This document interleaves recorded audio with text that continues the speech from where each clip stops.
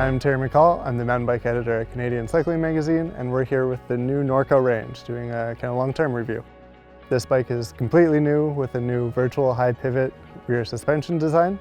It's a 170mm travel, 29-inch wheel, carbon fiber frame enduro race bike. So the main feature on the range that makes it stand out is its rear suspension design.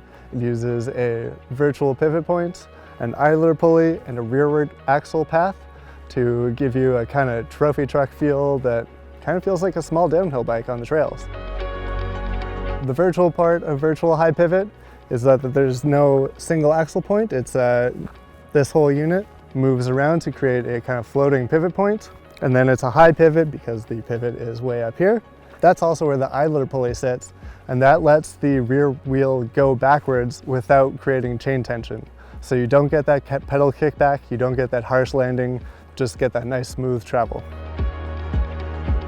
The rear suspension design isn't the only distinctive thing about the range.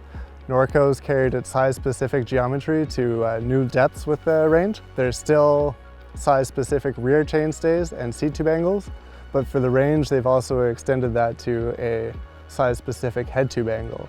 So each size gets the same ride quality, the same balance between front and back, and the same range experience. To keep the range frame safe, Norco has included all kinds of frame protection. There's rubber protection on the chainstay, seat stay, shuttle pad, and bottom bracket protector on the frame, as well as guards around that rear pivot design and an integrated chain guide. With the idler pulley, its position is important, and that's going to be different on every high pivot design. Norco's put it in a place where you get a good pedaling platform in the easiest gears for when you're pedaling uphill, and then the suspension is free to move when you're hammering back downhill in the bigger gears.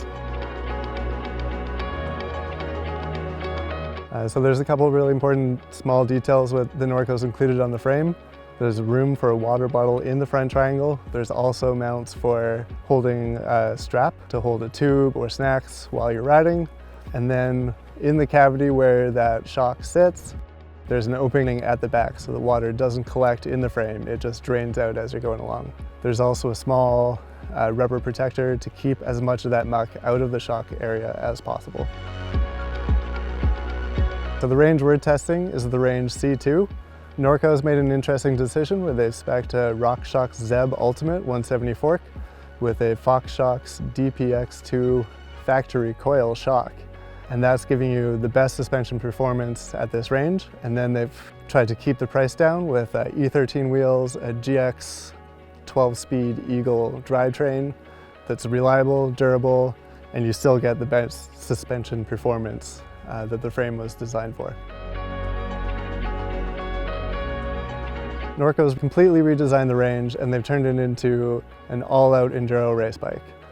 Whether or not you're actually racing or just want to go really fast on the hardest trails you can find, the range is kind of set to go. It has kind of a trophy truck feel where the wheels are moving, but the chassis and the rider stay stable and planted. That makes the bike really stable as speeds pick up, even in really rough terrain. So if going fast is the thing you want to do, the range is a pretty good choice.